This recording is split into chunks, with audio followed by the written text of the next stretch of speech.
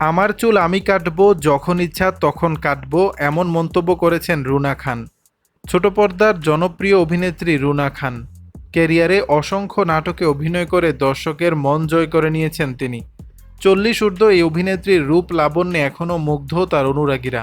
এছাড়াও তার সাহসী অবতার কিছু ক্ষেত্রে অনুরাগীদের কাছে আকর্ষণীয় করে তোলে। কখনো শাড়ি পরে, আবার কখনো খোলামেলা পোশাকে অনুরাগীদের তাক লাগিয়ে দেন রুনা খান। অধিকাংশ সময় সাধারণত মডেল বা অভিনেত্রীরা অনুরাগীদের সামনে অন মেকআপে ধরা দেন, তাদের অনেকে আবার নো মেকআপ লুকেও ধরা দেন। তেমনই করলেন রুনা খান। শুধু তাই নয়, নিজের চুল ছেঁটে নতুন হেয়ারস্টাইলে হঠাৎ নিজেকে ধরা দিলেন অভিনেত্রী। আর এই চুল ছাঁটার নেপথ্যে কি, সেটিও জানালেন রুনা খান।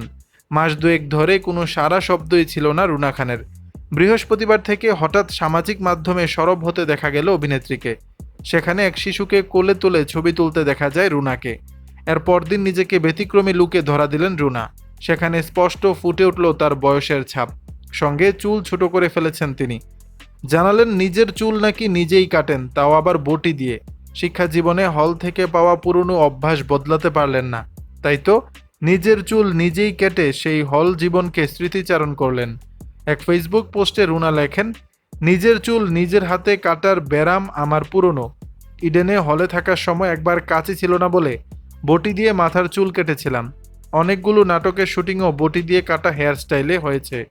কিন্তু রুনা মনে করেন, এদেশের নারীরা নিজের ইচ্ছামতো কোনো কিছুই করতে পারেন না।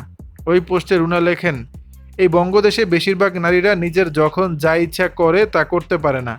আমিও পারি না, তবে এই যে আমার চুল আমি কাটবো, যখন ইচ্ছা তখন কাটবো, বটি দিয়ে ইচ্ছা করলে বটি দিয়ে কাটবো, কাঁচি দিয়ে ইচ্ছা করলে কাঁচি দিয়ে কাটবো, এই ইচ্ছা পূরণই আমার বাঁচবার আনন্দ। দর্শক, বিষয়টি নিয়ে আপনাদের মতামত জানাবেন নিচের কমেন্ট বক্সে।